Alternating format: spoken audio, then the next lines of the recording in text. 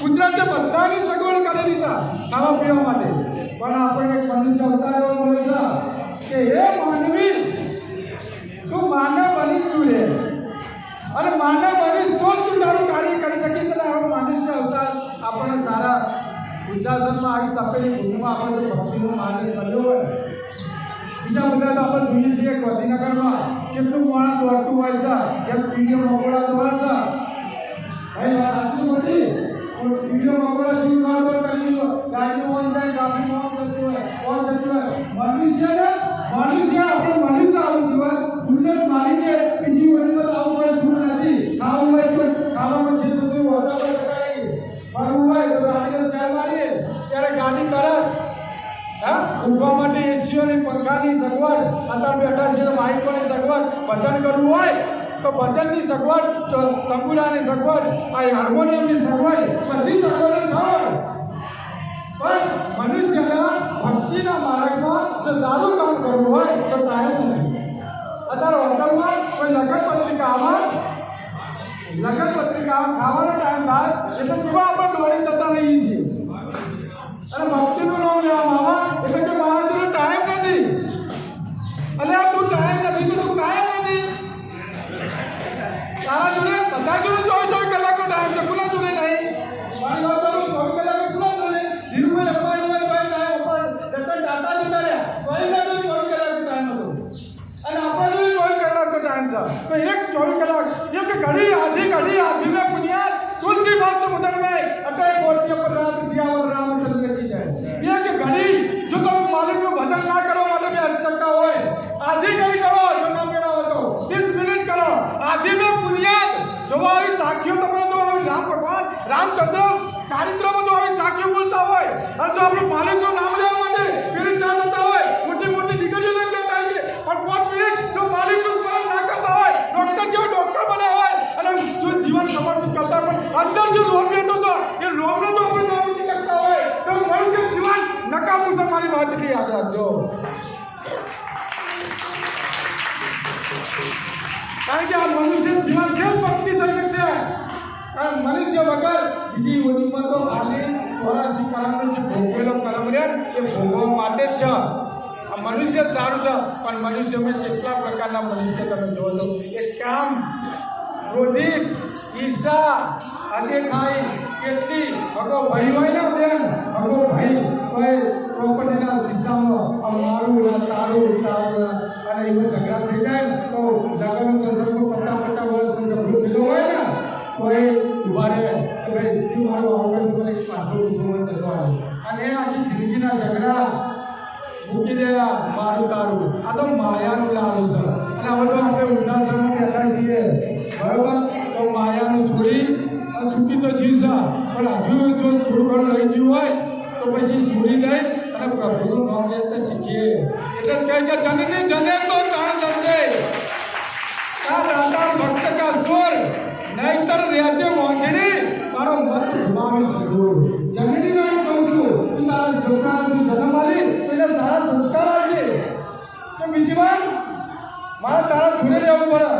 જો આજે છૂટું પડવાનું થયું છે, મારે આજે આવા જગ્યાએ આવવું પડી છે તો માતા પિતાના પહેલા સંસ્કાર નહોતા ત્યારે આપણે આ જગ્યા ઉપર કોઈ તમે જોજો.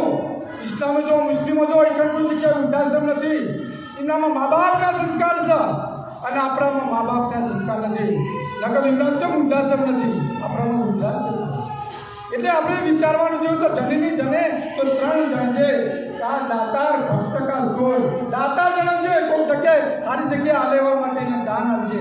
એવો દાતાર છોકરો જન્મ છે, કાં તો ભક્ત જન્મ છે, કાં તો સુરવીર જન્મ છે કે શહીદ થઈ જાય બધી જગ્યાએ એને સહાર કરે. પણ મોટા જીવન ઝડપથી થાય એવી માતાને હું એવી પ્રેરણા કરું છું કે આ બીજી વાર માલિકને સ્મરણ મળે, ભક્તિ મળે, અને જો બીજી વાર મનુષ્ય અવતાર મળે એવી સારી જગ્યાએ મળે કે જેનાથી આપણું જીવન સારી જગ્યાએ જાય. તો આપણે એ બધી યાદ રાખીએ. કારણ કે મારા તો વૃદ્ધાશ્રમમાં મારું કેટલી જગ્યાએ બેઠક થાય છે. આ હું તો કથાકાર છું, પણ પરમ ગુરુએ આ જગતનો નાદ માનજો આ ભૂમિ પર જો આવું કહેતો હોય તો ભાઈ આપણે બધા ભેગા થઈ અને આપણો સમય મળે છે અને સમય સાથે આપણે જો એકતા કરીએ અને જીવન આપણું સાર્થક બનાવીએ તો પછી બીજી વાર ફળ સારો મળે. કહેવાય છે કે આ ભાવ કે ભાવ વિશે જન્મ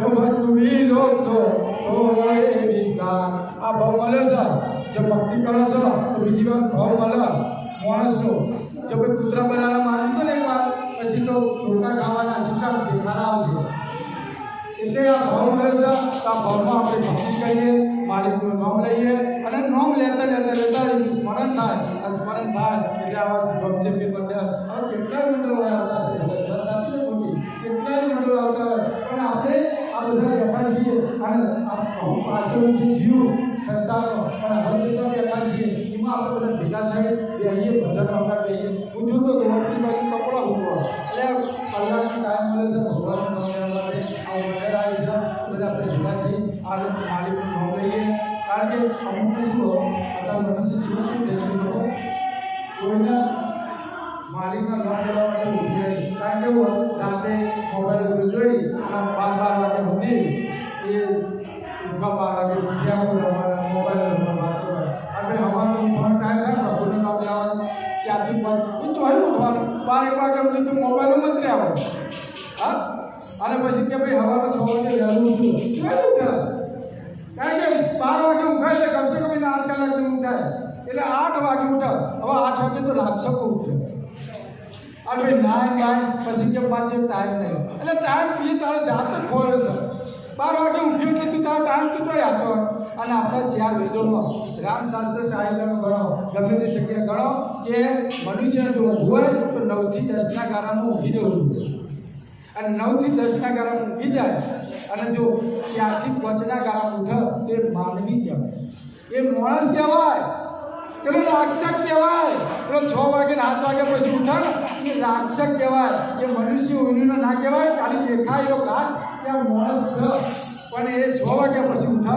એટલે રાક્ષસ ન કહેવાય કારણ કે સૂર્ય ઉદય થાય 5 થી 6 ના ગાળામાં ત્યારે માલિકનું નામ લઈ લેવાય હા હાથ લાગે પછી માલિકનું નામ લેવાય નહીં એટલે આ બધું જોઈ વિચારી અને આપણું કામ કરવાનું જરૂર છે તો વિચારી જોઈ કરીશું આ માલિક આપણા જોડે બેઠો છે અને આપણા જોડે જ છે ત્યારે જ આપણું જીવન ચાલી રહ્યું છે અને રામ બોલી રહ્યું છે ત્યાં સુધી આપણું કામ થઈ જાય ત્યાં રામ હે તો બધી નામ લઈ લો જય જય શ્રી રામ